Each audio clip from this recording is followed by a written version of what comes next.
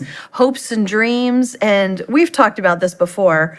We're quite different than our husbands are. Yeah. So what are some things that make that difference obvious in you and Dave? Well, first of all, let me say that the largest majority of people, not everyone, but the largest majority of people are married to someone that's quite different than they are. We're kind of attracted to what we don't have, but we don't really know that. Right. And God does it on purpose, because where I'm weak, Dave is strong, and where he's weak, I'm strong. And God has purposely put us together in a way where we need each other. Right. We don't necessarily want to need somebody sometimes, but he doesn't give any one person all of it. So we work together, and a man should leave his father and mother and cleave to his wife, that the two might become one. Right. And so if you can learn to walk in love, and if you realize, I think we get married, and of course, everybody's on their best behavior when you're dating. And I didn't even know Dave played golf till we got married, because while we were dating, which for us wasn't very long because we got married pretty quick, but everything was about me. And then all of a sudden, That's the way it should be. and then all of a sudden it wasn't all about me. And I didn't realize at that time that God creates us all differently. I mean, I just really didn't. I'd never heard any kind of teaching on that or read any kind of books on that. And, 53 years ago when Dave and I got married, there wasn't a lot of material available like that.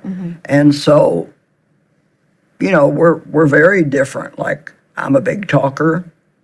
He's a little more quiet, although seems like in the last few years he's holding his own pretty much with the talking. He's catching up. He's catching up. But we don't necessarily like a lot of the same things. Like, he loves sports, and it's just, I don't really enjoy just sitting and watching a sport on TV. Yeah. Because of what was going on with me in my childhood. My dad never let me take part in any school activities or any after-school sports, and he didn't like sports, and so we never watched them at home. And so it was just something that I have no frame of reference for. And so, Dave loves them. I don't. We don't have the same taste at all when it comes to decorating.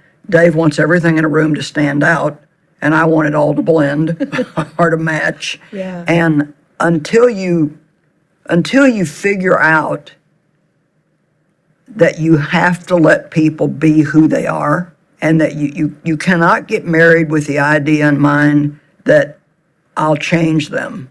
Right. I think that's really one of the major causes for divorces, is because we lack the ability. Well, we don't lack the ability, but we're not willing to love people where they're at. We want to love them the way we want them to be. Sometimes you don't even realize that. Well, yeah, you don't. You don't even realize what the problem is. You just think, what is wrong with you? Exactly.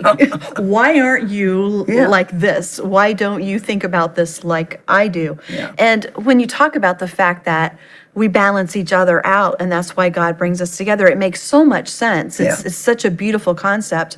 But when you're in the middle of it, sometimes it's just like, what are you thinking? Yeah. Why don't you feel this way because I do? Yeah, like, what's the matter with you? Right. How could you like that? So I've had times where I've just wished my husband was different, wished he would be more this way, because I had a lot of those times. We could accomplish this, right? And so how have you dealt with some of those times where, I wish Dave would be more whatever? Well, first of all, a funny story. I was telling Dave one time, I wish you were, more aggressive, or I wish you were more this or that. And he looked at me and he said, you better thank God that I'm the way I am, because if I wasn't, you sure wouldn't be doing what you're doing. And I thought, And I realized God gave me exactly what I needed. Because really, how many men would be secure enough, confident enough in who they are in Christ, to let their wife be the one who's in front of people all the time, where they take more of a behind the scenes role. And the things that Dave has done in the ministry are just as important, but they're not the things that people notice. Like, he's done such a phenomenal job overseeing the finances of the ministry and just so many other things. I mean, Dave was the one that got me on radio, and he was the first one that got the vision for us to go on TV. And he just saw things in me that I didn't even see. God put in my hands a book on personalities, a book by Tim LaHaye called The Spirit Controlled Temperament. It's an old book. And there's other people who teach on these different temperaments that we have. I like to say that we're all born with a God-given temperament, and then that temperament plus things that happen to us in the early years of our life is what gives us our personality. That book was a lifesaver and possibly a marriage saver for me, because when I read it, it talked about all the different weaknesses and strengths that the different personality types have. It's like, once I realized that he couldn't help it. It's a good way to look at it. And that I couldn't either. Right. You know, now that doesn't mean you don't work with God to overcome your weaknesses, but I'm probably always going to talk more than Dave. There's going to be, we're never going to decorate a room together. He likes what I do, but it's just not what he would do. I mean, he'll see a picture, and if he likes it, he wants to buy it and put it somewhere, even if it's like, I don't know, something that has nothing to do with the rest of the theme of our house. And what about you and Tim? How are you different? Oh, in every way possible. I'm much more outgoing. I like to be busy. I definitely talk more than he does.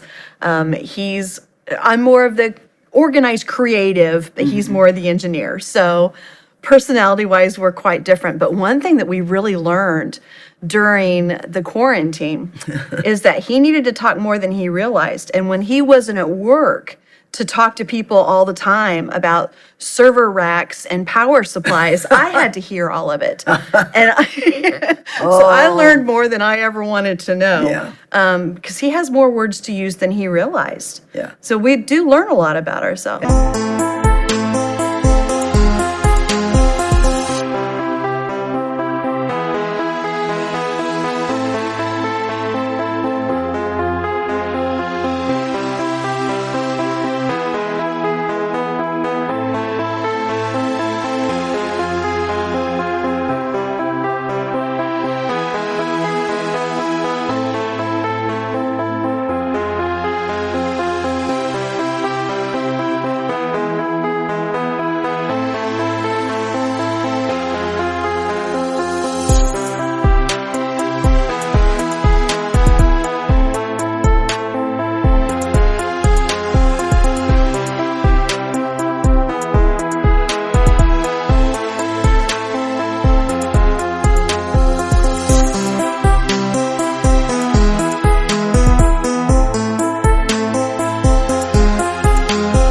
And that really is a challenge I've found. Like, if Dave likes to read to me. Like, if he's reading something that he's really enjoying, he wants to read it to me.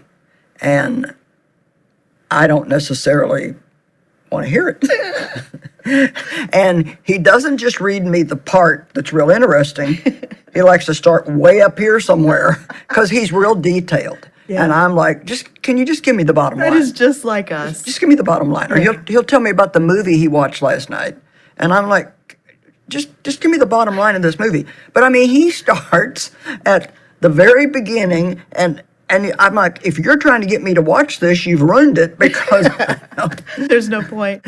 But Dave and I get along really good now, but we've learned, and especially me, because most of the conflict was me, I've just learned you have to let people be who they are. And the Bible says that we will have to, doesn't put it in these words, but put up with people's weaknesses, and you really can't.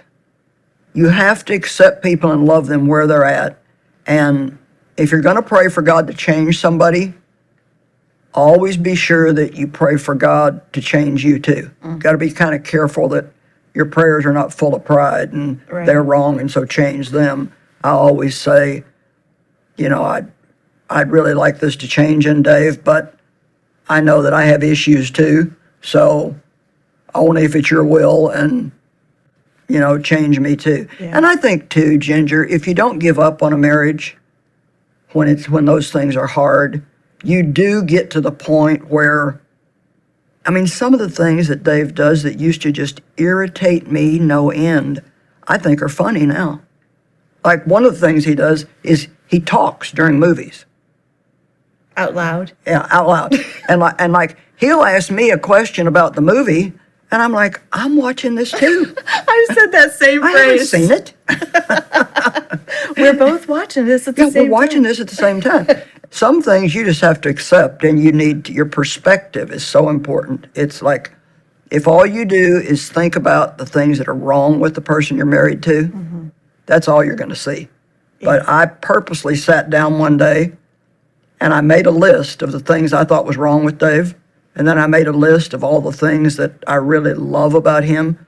And thankfully, that list was a lot longer. Because really, to be honest, I don't know how many men could have put up with me and all the junk from my past that I had to get over, which was a lot. After being sexually abused for all those years, and, my mother not helping me with the situation, and then married the first guy that came along, and he hurt me and ran around with other women, and that was a big disaster. And so, I had a lot of junk that I didn't know that I had. And, Dave stuck it out, was patient, and God seemed to give him understanding, and he did confront me, but not too soon. It gave me time to get a decent relationship with God first. And, he definitely 100% is the perfect man for me, and really a tremendous man of God. You're right. Those things that you wanted to change at one point are the things that I really value and appreciate in Tim. Yeah. Because it is what God needed for me. Right. And if we can give God the opportunity and the time without getting in the way, he can do some wonders.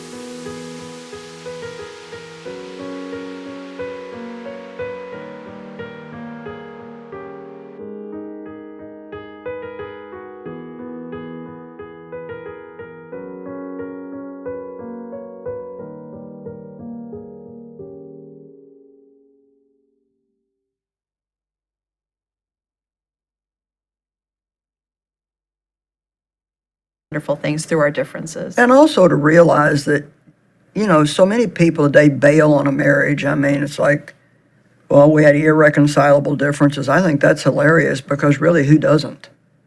You can reconcile them if you let God be your partner in the marriage if you want to. And if there's abuse or, alcoholism, drug addiction, things like that, cause abuse in the marriage, then that's a different story. I'm divorced. I was divorced when I was 22 years old because the guy I was married to was a cheat, a thief, and a liar, and it just was not a viable situation. But I just really encourage people not to bail on your marriage if there's any way that you can make it work, because you are going to have situations the next time you get married too. You're not going to marry somebody that's going to suit you perfectly, 100%. I don't care who they are. So out of all that you've learned then, with the differences between the two of you over the years, what would you say is the most important thing that you've learned? I really think it is good for people if they do some study about the different temperament types, because that is really an eye-opener. I mean, you can see it so clearly. I mean, how can you have 4 or 5 children come from the same set of parents and all of them be totally different? Yeah, very different. I mean, you have to understand that people are born different, and it's He does it on purpose. And I think that if you can understand that there's not something wrong with you because you're different than me. Or them, right? Yeah. Exactly. God did it. Yeah. And so you can't get mad at God or blame God. And you have to have enough humility to understand that everybody doesn't have to be like you. That I think is the key. We always think, well, what's wrong with you? Why are you not like me? But who says that I'm so perfect and don't have issues to deal with myself? All I know, I'll say this and then we'll leave people with their prayers and thoughts. Unless there's like abuse or some kind of a real severe situation,